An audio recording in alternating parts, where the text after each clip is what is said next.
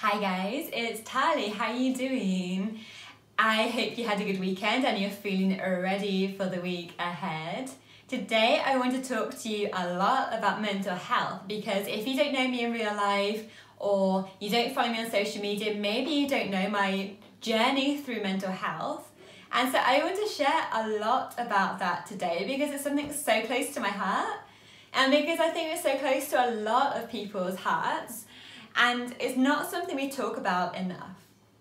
In fact, just last week when I was about to go and teach, I bumped into an ex-work colleague who said to me, Tali, I looked at your website and I could not believe how honest you were about mental health.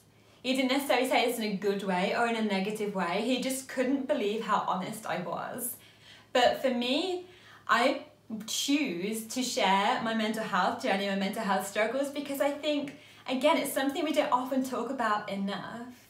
And we should, because mental health illnesses affect 1 in 4 of us in the UK at least, and I'm sure the number is ever increasing. The stresses we have day to day, our general routines, our general lifestyles are pretty damn stressful. And it's no wonder, in my opinion, that anxiety and depression and other disorders like that are so on the rise. For me, I was diagnosed with bipolar disorder at the age of 19. So about 13 years ago. It started for me when I was at university. My university years were really, really tough. I struggled a lot. And when I was diagnosed as bipolar, it was a relief to me because I knew in my heart that that's what I had. And because of that, I attached to this label, I clung to the label and I identified myself as being bipolar. For me, it wasn't I have bipolar disorder. Sometimes I have manic episodes, sometimes I'm depressed, the rest of the time I'm stable. For me, it was I am bipolar disorder. Bipolar disorder is me. And today I'm here to tell you that if that is your mindset, if that's how you feel about your mental health diagnoses, it's time to change. My own journey into recovery, into well-being, into investing more energy and time and money into my own health, it began maybe about 8 years ago. So I'm guessing by that stretch about 5 years after I was diagnosed. I started practicing yoga on a regular basis. And I started to engage with myself with more curiosity, more compassion, and more gentle and kindness. I started to look at the reasons why I was doing things, the reasons that things happened in the past.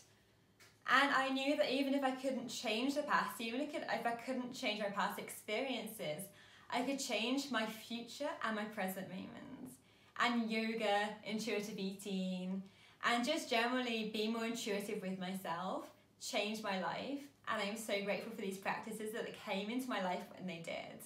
Because about 2 years ago, I was told I didn't have bipolar disorder anymore. Even though I had grown to detach away from the label a little bit, this undiagnosis completely threw me. I started thinking, but I am bipolar. I've always been bipolar. And if I'm not bipolar, then what the hell is wrong with me? Why did these previous life experiences happen in the way that they did? And bipolar was my identity. I identified as that. Even 2 years ago when I was being stable for years, I had a really good quality of life, I still would think of myself as Tali, the bipolar girl. So when this diagnosis was taken away from me, it was a hell of a shock.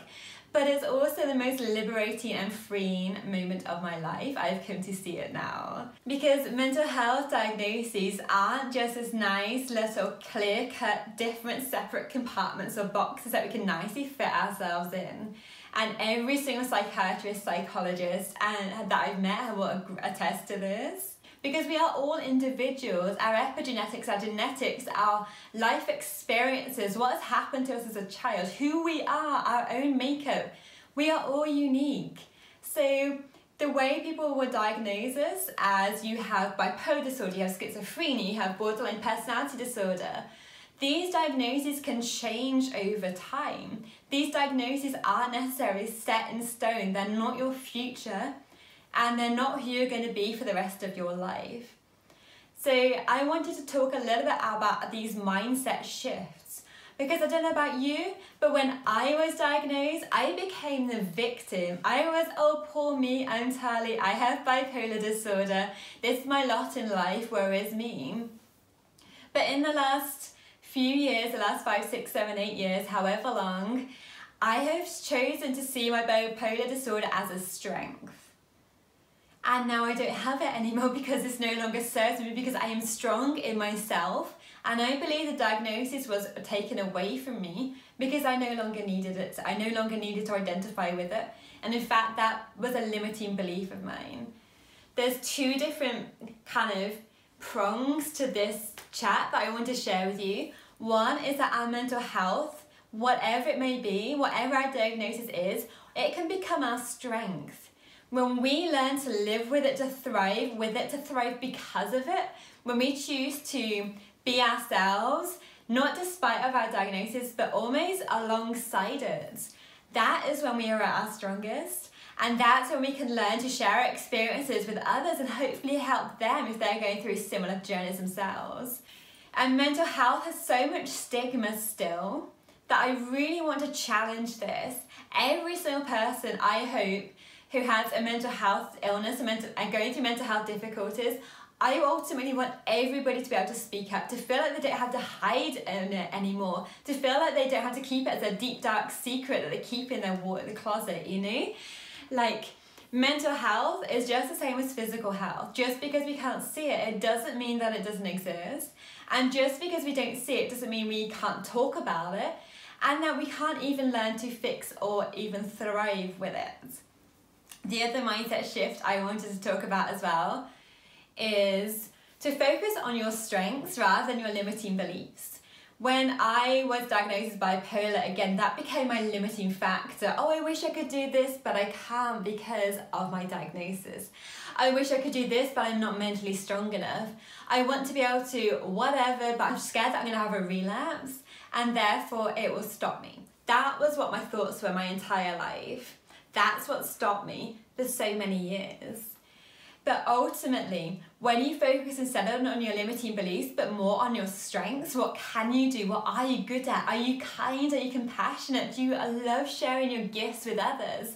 Maybe you're a great listener. Maybe you're a great speaker. Whatever it may be, focus on what you can do. Focus on what you're great at, rather than what is holding you back, rather than these limiting beliefs. I now choose to see my diagnosis and subsequent undiagnosis of bipolar disorder as one of the greatest things that's ever happened to me. It's given me great insight, not only into my own self, but also in others.